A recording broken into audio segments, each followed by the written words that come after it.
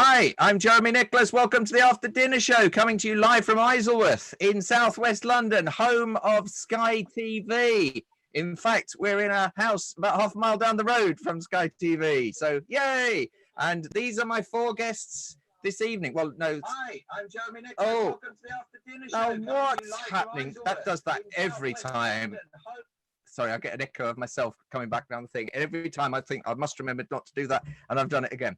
Anyway, I'm an after dinner speaker without any dinners. I did make a curry tonight, but no paid ones. So I've got my friends together just to tell some true stories. So this is the rules of the program. They have to tell true stories from first-hand experience, and they have to have had their dinner. So can I just get you all to raise your hands if you can confirm all of those rules? Thank you very much.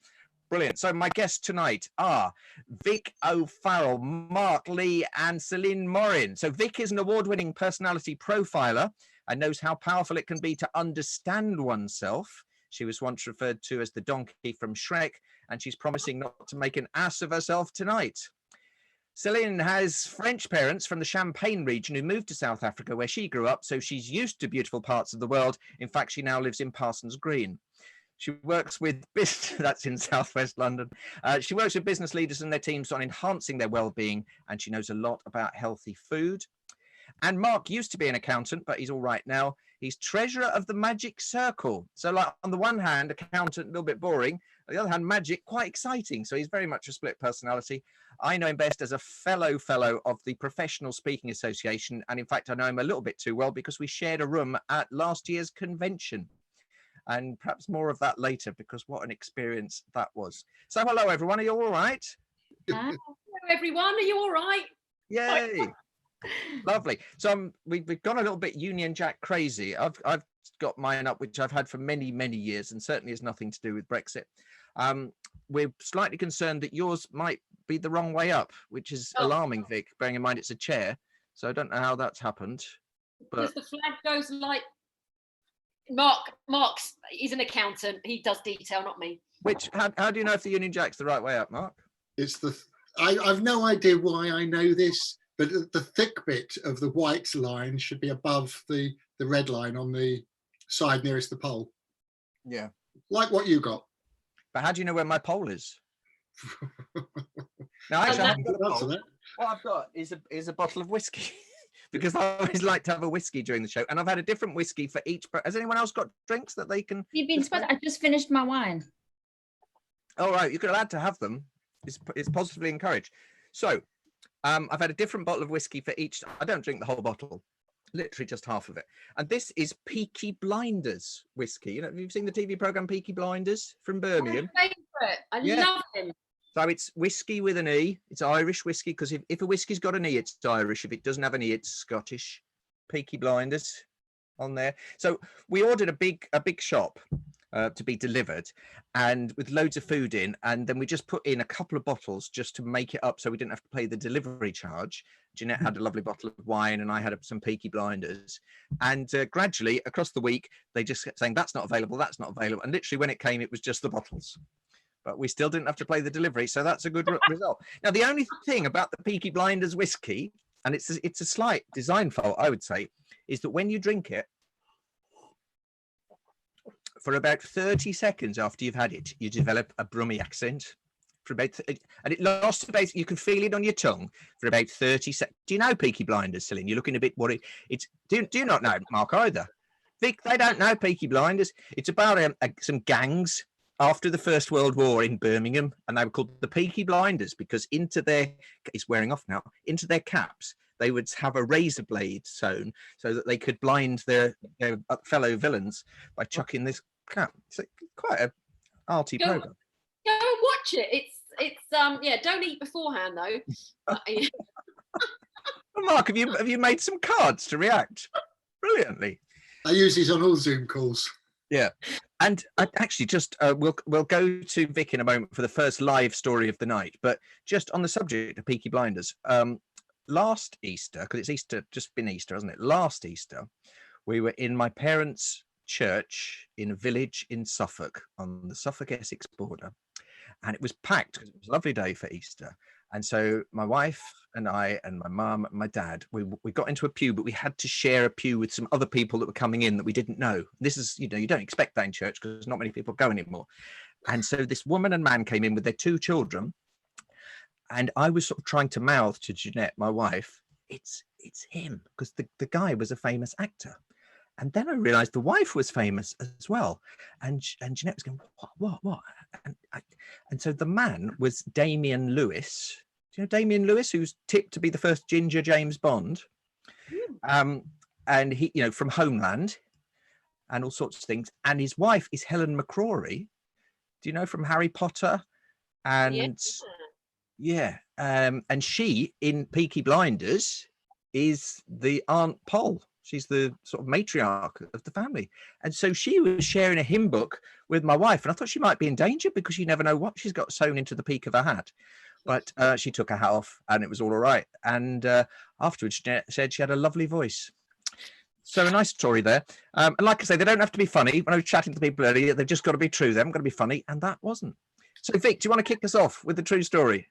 I can, but she, Helen, was in, did you just watch the Millionaire? The guy Quiz. She was a barrister, wasn't she? She was the defense lawyer, but she had a blonde wig on, so we didn't recognize her for a while. And then over the top of the blonde wig, she had like a barrister's wig. And I was waiting for her to come out and go. Yeah, I know you double. Stay at home. Stay at home. Yeah, message from the Peaky Blinders. Yeah, but she wasn't very good barrister, was she? Because they got found guilty. They did, yeah. But she looked amazing with grey hair. Yes, she did. Actually. Just a tip, if you're in lockdown, you want a good 3-part program to watch. Quiz, the true story of the major and his mate who coughed and they cheated to win Who Wants a Millionaire. I'm loving these effects from Mark. Mark, but before the end of the program, will you do us a magic trick? With pleasure. Fantastic, good. So all that's still to come. We'll have a true story from Celynn in a moment, but now we go live to Vic. Where are you, Vic? I'm in Sussex. I'm in Hayward Heath in Sussex. Or Hayward should I say Heath. I'm in my dining room is where I am. Yeah, so that's like sort of Brighton, but you couldn't quite afford Brighton, so you've just come a little bit inland. Yeah, I grew up in Brighton and I'd had enough, so I came over the hill. But yeah, too many Londoners in Brighton, isn't it? No, I moved to Hayward Heath. My husband's a builder and all our work's here, but I also thought to myself, oh my God, this would be great because when I commute to London, obviously my journey will be less, the train will be cheaper, blah, blah, blah. What I forgot to remember for the 15 years of commuting out of Brighton was by the time the train gets to Hayward Heath, there's no seat. So yeah, spent a long time standing. But it's funny, when you go and ask for a standing room only ticket, they say there isn't one. But that's not my funny story because that wasn't funny at all, was it? I was going to say, if this is the story, it's a very disappointing start, but there we go. Oh, very disappointing. It's about as disappointing as Southern Rail. Yes, you're absolutely right. So no, I'm going to tell you a story. I'm going to go to my second job ever. I worked for a children's book company, and I was in my early 20s. And when I joined, they, in order to sell their books into publishing houses, they did trade fairs every year. There was one in Frankfurt and there was one in Bologna in Italy. And that was the children's book fair. And they asked me as one of their members of staff that used to sell the over editions, right, if I'd like to join them in the Italian book fair. I was like, oh my God, absolutely. I remember telling my friends, I was in my early 20s. I was like, yeah, I'm going to Bologna, overseas traveller, blah, blah, blah. And every time I thought, oh, God, posh girl. I could never be posh, could I? Even if I tried. But so we were there and there was a 4-day trade fair and we had back-to-back meetings every day. And I remember as we were traveling, the 2 directors of the company just kept saying to me, just be aware that everyone will be watching you. And I was like, why? And they were like, well, not like that, but you're new to the trade fair. It's a big family. Everyone knows everyone. So just be aware that people are going to be watching you because, you're new. So that was great. And I was just a bit conscious of it. And after the first day, every evening, there was always a drinks reception somewhere. There's always, kind of alcohol involved, isn't there? As she gets wine. And the first evening, Prosecco was flowing. And yeah, please feel free to drink while I'm talking. Prosecco was flowing. I remember thinking I haven't eaten really, because when it's a trade fair, you're so busy, you don't have time to eat. And there were green and black things in a bowl everywhere, and I was like, oh God, what are those? And they were like olives. And I was like, ugh. By the end of it, I think I had a whole diet of olives. I love them now. So that was evening one, and I hadn't made an absolute kaput of myself, and I know everyone was watching, but I really got to understand that it was a real family atmosphere, and everyone would say hi Vicky. And day two, I'd be walking around the fair, you know, during my breaks. The only breaks you ever got was to go to the loo and back, you know, hi Vicky, everything's fine. So day 4, and it's on pack up day. So at 4 o'clock, the trade fair finished, and you would pack up, and then generally everyone flew out the next day. And I just kind of wanted to just go and say goodbye to everyone, and kind of made the excuse to my bosses. I was like, I'm just going to go to the loo, you know. So I'll be walking down going, you know, bye. Oh, Vicky, yeah, lovely to meet you. Bye. And I thought, oh, I better go to the loo, you know, because I said I was, and went to the loo. I remember standing there washing my hands. Now, bearing in mind, I was in Italy, and we didn't have to sing happy birthday twice while we washed our hands. None of that. And, you know, just going, yeah, okay. On the next one, yeah. And they were going, yeah, see you. Yeah. And I was going, yeah, see you. As I came walking out, and I was going, yeah, see you, Vicky. And I was going, yeah, see you. And I felt a bit famous. I was like walking along, and people kept going, yep, see you. And as we walked, as I walked like down the through the corridor bit, I remember walking down to the last bit, and people going, yeah, see you, Vicky. Yeah, see you, Vicky. And as I got around the corner, my boss was standing at the stand, like looking down at me, and I was thinking, oh, I took a little bit too long to say goodbye. And walked out, and I was just like, oh, sorry. It's a bit like, he went, yeah, turn round. I went, sorry, turn round. And I turned round, he went, yes, you can see her. And I was like, what? And I was like, oh my God, classic skirt in knickers, and everyone did the see you, because apparently that was the call of the fair if you had your skirt in your knickers, and I didn't know. So because I just looked, I was like, how did you know? And he's like, I could hear, see you, just cascading over. And I thought, yeah, it's got to be Vic. Classic place. So is that like such a common incident in the Bologna region of Italy that they actually have like a call for it? No. It was just part of the thing in a trade fair, was especially if someone was new like me. There's always a little thing, isn't there? There's, you know, when a painter comes on site, first of all, you always send them off to go and get, if you could just go and get me a pot of tartan paint, you know, as they turn up and say, it's that kind of, you know. So if you ever see me now in a skirt, trust me, it's always a pencil skirt, but I'm generally always in trousers, aren't I? I think I got scarred for life by that incident. But the Bolognese do like a bit of sauce, don't they? The Bolognese. And you weren't mincing, were you, when you were walking up? Oh, there we are. I might have been walking with a slight mince, yes. Yes. So there we are. Those are the puns that I thought up during that story. Great story. A very solid start to the programme. She set the bar for Mark and Celynn. Let's just go live for some reaction. Celynn, what did you think of that story? Have you ever had an incident like that happen to you? I haven't, but it sounds like a worst nightmare come true. So I feel you. What in South Africa, what would be like the call sign for see you in South Africa? Maybe senior. Okay. Right, Mark, let's get your story. Okay, thanks, Jem. Well, mine dates back about 25 years to the mid-1990s. And I worked in a large accountancy firm back in the days when you had your own office and you had your own secretary. And one day the phone rang. My secretary came to tell me that there was a producer from the BBC on the phone. And I had just written a book, the first book on what was then the new self-assessment tax system. Don't worry, story gets better. And I assumed the reason for the call was that they wanted to speak to me about self-assessment and maybe to have me explain self-assessment to the masses. And in an instant, I envisaged myself becoming the UK's leading tax expert, helping to explain complex tax concepts so that everybody could understand them. And I took the call to find I was speaking to a producer from Newsnight, the evening current affairs news programme. And I was thrilled. I was so excited because I was a media tart even in those days. And she said, "Is that Mark Lee?" I said, "Yes." And she said, "Well, we're doing a programme this evening about that story that was in the paper today." And if you think back to the mid-1990s, it was before Google, it was before the internet. I had no way of knowing what the story was. I assumed it was about self-assessment. It transpired it wasn't.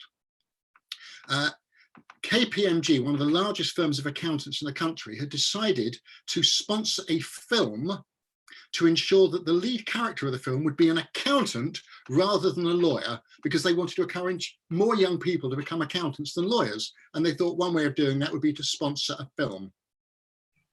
And Newsnight had decided to pick up on that story and do a whole feature about whether it was possible for accountants to be seen as anything other than boring. Thank you for your earlier reference to that, Jem. You're very welcome. And this producer had phoned the Institute of Chartered Accountants to see if they had any accountants they could recommend who weren't boring.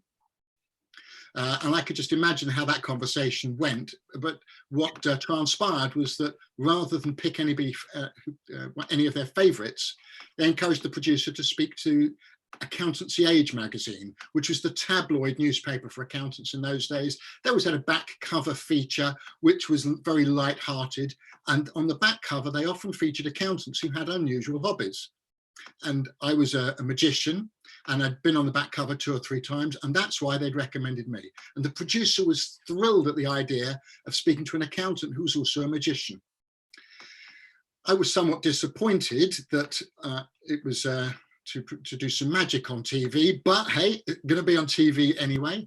So I agreed. They sent a video guy over to the office who videoed me in situ and walking up and down the corridor. And then I had to make my way over to the White City BBC headquarters, where the filming was to take place in the evening. I had plenty of time to hone a script around a magic trick that I was quite good at. The producer had promised to send a bike to my house, where my wife packaged up a couple of magic tricks, a bright red jacket, a colourful tie. In fact, I think it was probably this tie, which I still have. Anything to try and nice one, then, isn't it? Yeah, anything to try and stand out on television. Yeah, no, I could see why you've kept that. You know, Yeah. it's been so nice. Yeah, I didn't keep any of the rest of it. In the drawer. I met up with the sort of bag that my wife had put together, the magic tricks and the jacket and the shirt and the tie at the studios, by which time I had honed a brilliant 2-minute script for one of the magic tricks. And I showed 2 or 3 of them to the producer, and she loved the one that I'd written the script for because it was bright and colourful and it would work well on screen. But she said 2 minutes is a little bit too long. Could I cut it down to about 90 seconds? I was very upset about that because I'd worked hard on the 2 minutes, but I did as requested, went out on the studio floor, stood there and did my bit, and the floor manager thought that it was terrific, loved the magic trick, but it was a little bit too long. Could I cut it down a bit further? Long story short, the trick was about 20 seconds, barely enough to see me standing there holding the prop.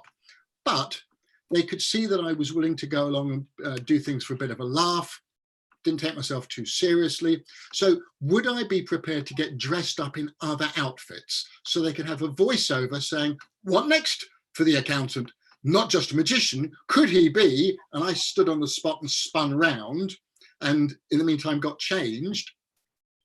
And through the magic of television, it looked like I'd spun out of my magic costume, and I was now standing there with a white lab coat, ruffled hair and a big magnifying glass, sort of almost impersonating Jeff Goldblum from Jurassic Park, which was the big film of the time. What next? Mad scientist. And then I would spin around again.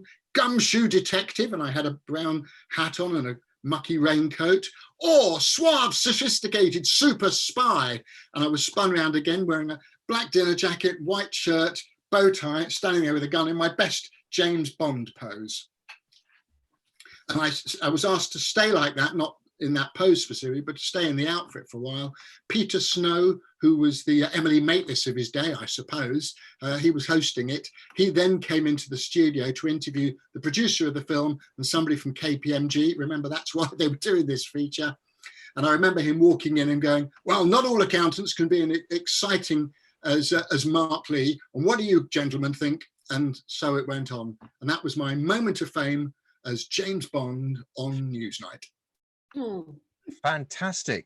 That was such a long story. We won't have time for your magic trick, but it was a cracking. No, we'll fit it in. Thanks, Mark. How long ago was that? That was 25 years ago. Crikey. And you've never been on TV since, have you? Been on many times, not for about 10 years now, but I did all sorts of things. Okay, just before we go to Celynn for her story, I've just thought of another thing that happened in that same church where I met the lady from Peaky Blinders, and it's my mum. My mum tells this brilliant story, and I keep trying to get her to come on the show, but she won't come on. So I'll tell you the story because it's an Easter story. So for Easter, in the build up to Easter, you have Lent when you have to give up something, and so mum and dad always do this thing called the Lent lunch.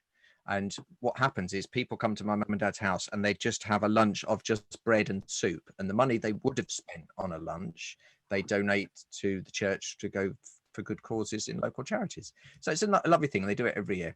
And then this one lady turned up one year and mum said, now, which soup would you like? And the lady said, oh, no, I've given up lunch for Lent. So, but she still paid her money. She turned up at a Lent lunch, but she'd given up lunch for Lent. You had to be there. Right, let's go live now to Parsons Green for a story from a French South African lady. And I don't even know what this is about. So, Celynn, off you go. I was in a long distance relationship back in the day. With a lorry driver? No. Sorry, I didn't mean to. Living in Johannesburg. He was living in Cape Town. And he also had his aged father staying with him, who was in his mid-70s, who for some reason thought that it was okay to shower once a week and did quite a bit of manual work. So when I went to go visit, it was quite a confined, small place. And so this is just to give some context. So there's this aged father who's in our space who isn't very hygienic.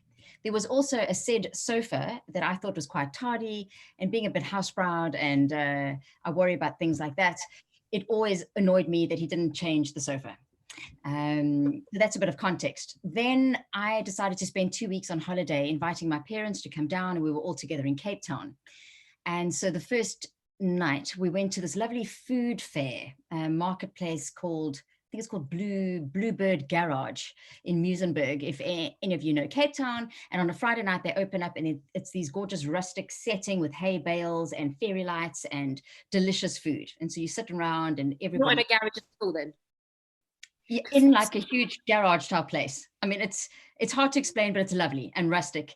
And so we were there, and I invited a colleague of mine who I wrote my first book with, Gabby, another dietitian.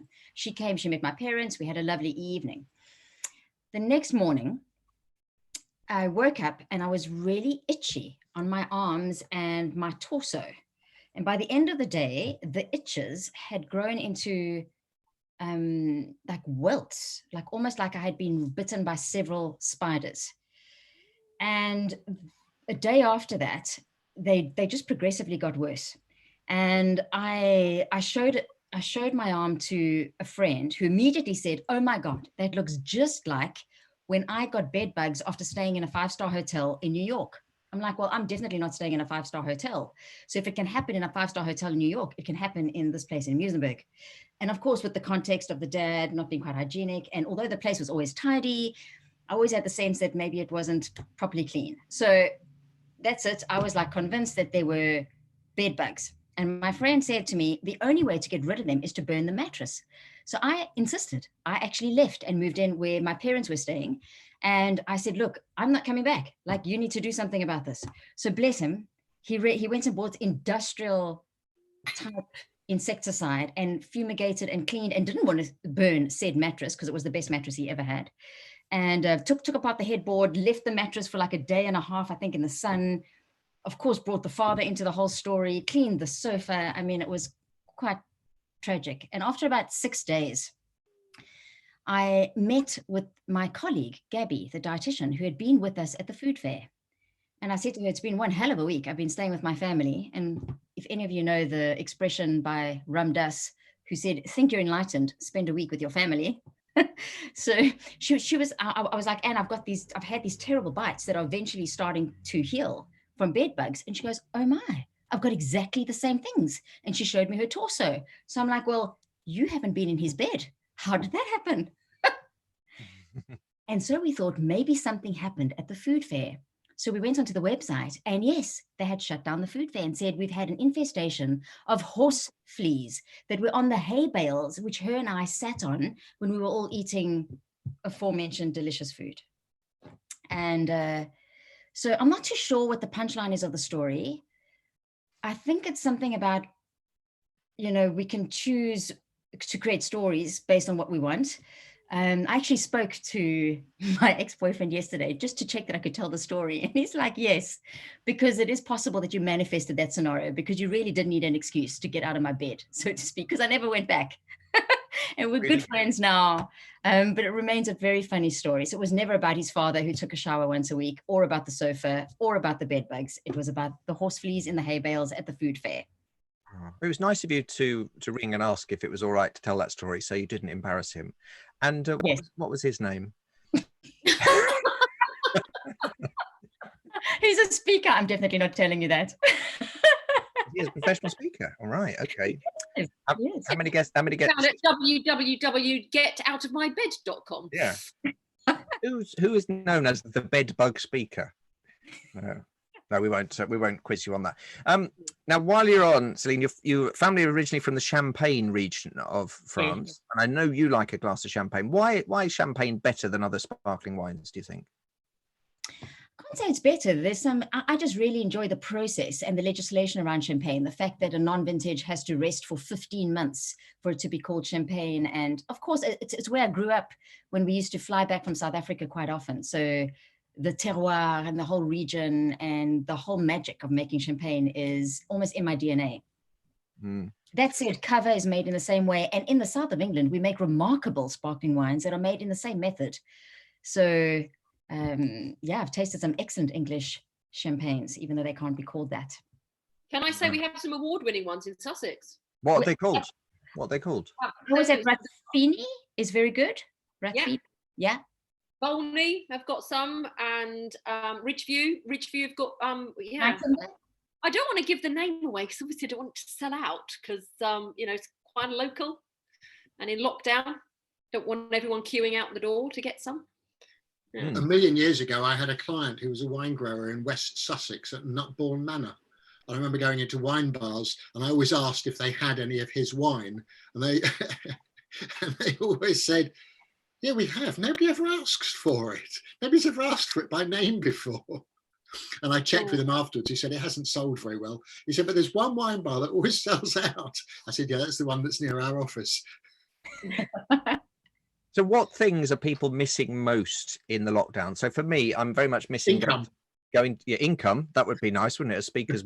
I'm missing salsa dancing. I usually salsa dance once or twice a week, a bit like you and your rock choir, Jeremy. Yeah, rock choir for me, and going to the gym and earning money. They're the things I'm missing. Vic, what do you're big in Rotary, aren't you, Vic? I am, yes, I am. I'm the president of our local club here in Haywards Heath. Do you know what? Whilst I miss all my members, I mean, bless them, a lot of them are of an age where they are self-isolating. But I miss humans. I miss. This is great, and Zoom's great, and all these video calls are great. But it's still not that human connection, and knowing what a kind of mad extroverted people person I am, it's that physical contact with people. Yeah. So I'm just warning you, next time we meet, there's some big hugs are coming, and the gloves are off. Look forward to. That's going to be lovely. Does anyone use the yes, I really look forward to that. Does anyone use the touch-up feature on Zoom? And are you aware of the touch-up feature? No. This is right. Okay. Am I not looking touched up? No, you're not looking touched up. So what you do is you go down to the at the bottom of your Zoom window. Obviously, most people are watching on YouTube, but we've got Zoom windows. But anyone can do this when you're next on a Zoom call. So go to the thing to the right of Stop Video where it says Video Settings, and then you can see in the My Video there's options: Enable HD, Mirror My Video, and Touch Up My Appearance. So if I'll just put it on me in the speaker view. Right, okay. Oh, it's so we're going to come on and give you a shave suddenly. Yeah, Okay, so if I go to speaker view now, and it will come to me, and then I'll just show you the touch up feature. Oh, it's for some reason it's not showing it. Right, okay. So look, can you see these spots on my head? You see these sort of freckly bits on my head? So there's one big one about there. It won't get rid of that, but these ones it will get rid of. So just watch this when I hit touch up my appearance. Look at this. You see that? Look. Can you see? Freckles? No freckles. Freckles? No, it's brilliant, isn't it? So there we are, a tip for you all to get touched up on Zoom, something to play with in your own time. And the other thing with Zoom is the mirror my video feature. The number of people I see presenting, I'll just flip my mirror my video thing like that. And then they've got all of the words on there. So my name's back to front. And it's because they've ticked the mirror my video. Untick that and it goes back like that. It might even sort out your Union Jack problem, Vic. But your face would be the wrong way around. But, you know, I get it. Yeah. I'd like to just add into your story. I was a little bit disappointed in, you know, the whole spun around white coat, spun around. There was no Wonder Woman, you know. Now for me, you would glasses off, spin around, you know, Linda Carter, Wonder Woman. This was 1995. There was no need in those days for, well, there was no, add her in, just to add her in. Yeah. Yes, please. If I was to add it into the story, it wouldn't be Wonder Woman I'd be adding in. I have a feeling there was a fourth character that I can just never remember. Anyway, Mark, you must be missing the Magic Circle, because I know you go on the Magic Circle most Monday nights, don't you? And you'll talk about tricks and how they work. Yep, absolutely. And that must be very interesting. And I've been along a few times. You have. And the trouble with a trick, when you see how it's worked, once you know how it's working, and it's not as much fun, is it? So I never like to ask, and you never tell me anyway, otherwise you'd be thrown out. But do you have a trick for us now that you could do? I do. I thought I could do a little card trick for you. And then I thought, no, a little card trick wouldn't be good enough for this show. We should have a big card trick. Okay. I have to stand up for this. Yeah. We need to have the higher, lower, higher, lower. Bruce Forsyth thing. Yeah. I'm going to ask all three of you to think of a random card, any one of the 52 cards in a pack. I'm going to ask you to each of you to name them, and then hopefully this will be the same as one of those three cards. I'm giving myself a 1 in 3 chance here. It might be a coincidence, it might be influence, it might be magic, or it could be the power of my mind. I can tell you, it's not the power of my mind. Okay, so Celynn, a random card from you. Must I say it? Yeah. Ace of Spades. 8 of Spades. Vic, from you?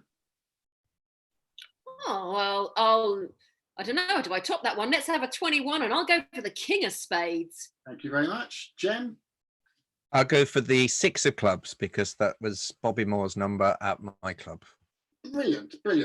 Yeah, unfortunately, none of you went for the most popular card whenever I do this trick normally, which is the Queen of Hearts. Oh, has it gone wrong?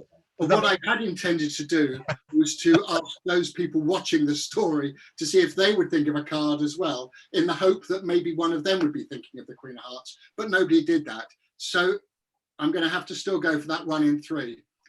What did you say, Jem? You said the 6 of clubs, because Bobby Moore wore number 6 at West Ham. Celynn, you said the Ace of Spades. Ace of Spades. Ace or 8? Ace.